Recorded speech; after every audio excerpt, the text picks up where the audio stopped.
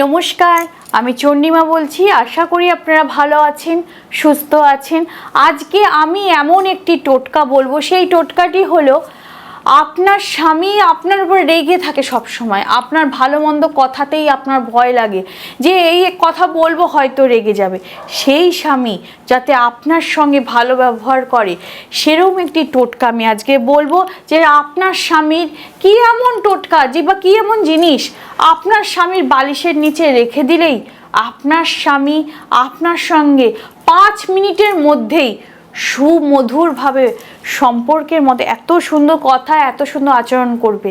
কি এমন জিনিস সেটাই আজকে আমি বলবো।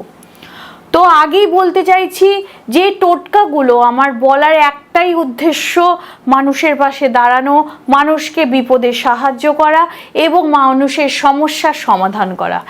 এইটা আমি নিজের থেকে মনে করি, তাই করছি। কিছু কিছু ক্ষেত্রে অনেক ওয়াইফরা কি করছে, পয়সার জন্য কোনো চেম্বারে যেতে পারছে না, বা কিছু হাজবেন্ডের কাছে বা যার কাছেই টাকা পেতে হচ্ছে, তখন কি করছে, তাকে হাজার কৈফিয়ত দিতে হচ্ছে। তাহলে মা বোনেরা, কোনো কৈফিয়ত দেওয়ার আপনার প্রয়োজন নেই, কোনো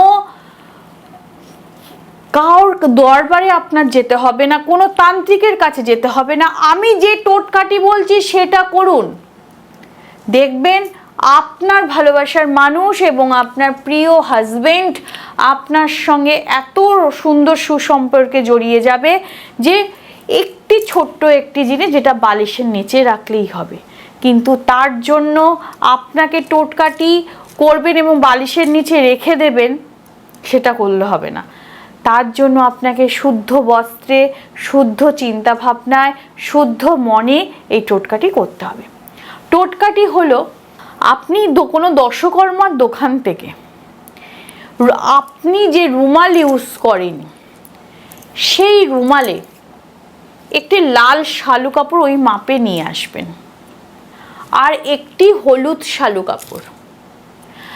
এবার বাড়িতে ওই দুটো শালু কাপড় নিয়ে আসার পর আপনি একটি পাত্রে গোলাপের পাপড়ি আর একটি পাত্রে মধু রেখে সেই কাপড়ের ওপর আপনি সাদা চন্দন দিয়ে ওই মধু এবং গোলাপের পাপড়ি একসঙ্গে পেস্ট করে ওই সাদা চন্দন ওর মধ্যে দিয়ে আপনি ওটি বাজারে দেখবেন দশকর্মার দোকান থেকে ময়ূরের পালক পাওয়া যায়, সেই ময়ূরের পালক দিয়ে হলুদ কাপড়টির ওপর আপনার হাজবেন্ডের নাম এবং আপনাদের গোত্র সেটা লিখবেন, তার নিচে আপনার নাম এবং আপনার গোত্র দুটিকে রেখে ওর মধ্যে ময়ূর পালকটি রেখে এবং কাপড়গুলিকে রুমালের মতো ভাঁজ করবেন, তার সঙ্গে সুগন্ধি আতর ওর মধ্যে দিয়ে আপনি বালিশের কভারের মধ্যে, হাজবেন্ডের বালিশের কভারের মধ্যে রেখে দিন। এটি কবে করবেন? এটি পূর্ণিমার দিন করবেন।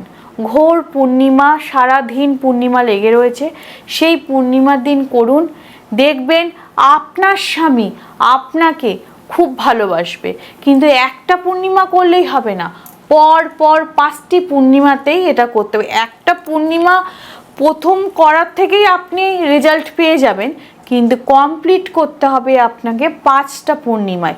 5টা পূর্ণিমাতেই আপনাকে এরকম করে দশকর্মা দোকান থেকে কাপড়গুলো কিনে আনতে হবে এবং গোলাপের পাপড়ি আর মধু দিয়ে পেস্ট করে সেটিকে সাদা চন্দন দিয়ে মিক্স করে ওটার মধ্যে নাম লিখে সুগন্ধি আতর দিয়ে ভালো করে ভাঁজ করে আপনি আপনার স্বামীর নাম অনুসরণ করে এবং আপনার যে দেবতাকে আপনি মানেন সেই দেবতাকে স্মরণ করে বালিশের কাভারে রেখে দিন। দেখবেন আপনার স্বামীর মতো আপনি 100টা মানুষের থেকে 100% আপনার স্বামী আপনার কাছে সব থেকে বেস্ট স্বামী হবে এবং বেস্ট হাজবেন্ড হবে। আপনি গর্ব করবেন আপনার হাজবেন্ডের প্রতি। তো এই টোটকাটি করলেই তো আপনার হাজবেন্ড আপনার হাতের মুঠে, আর আপনার হাজবেন্ডকে ভয় পেয়ে চলতেও হবে না, আর কোনো চিন্তাও করতে হবে না। তাহলে হাজবেন্ডকে ফিরে পাওয়ার জন্য কোনো জ্যোতিষতান্ত্রিকের কাছে দৌড়াতেও হবে না। তো টোটকাটি করুন। টোটকাটি করে কেমনভাবে আপনি আপনার হাজবেন্ডকে ফিরে পেলেন সেই সুখবরটা আমাকে স্ক্রিনের ফোন নম্বরে ফোন করে জানাবেন। এছাড়া হোয়াটসঅ্যাপ, মেসেঞ্জার, ইমো এবং টেলিগ্রাম সব কিছুরই ব্যবস্থা আছে। যে কোনো জায়গায় আপনারা আমার সঙ্গে সরাসরিভাবে যোগাযোগ করতে পারেন। কিন্তু টোটকাটি করার সময় প্রথমেই বলেছি শুদ্ধ বস্ত্রে, শুদ্ধ মনে, শুদ্ধ ভাবনায় করতে হবে এবং কুশাসনে বসেই কাজ করবেন। আর দ্বিতীয়ত হচ্ছে এইটি সম্পর্কটিটা বৈধতা, মানে হাজবেন্ডের জন্যই করবেন, বয়ফ্রেন্ডের জন্য করবেন না। যারা কিছু কিছু মা বোনরা আছে হাজবেন্ড থাকতেও বাইরে অন্য কারোর সঙ্গে রিলেশনশিপে জড়িয়ে পড়েছেন, তাদের সঙ্গে কিন্তু এইটা করবেন না, অবৈধতাভাবে টোটকাগুলো ব্যবহার করবেন না। নমস্কার, ভালো থাকবেন, সুস্থ থাকবেন।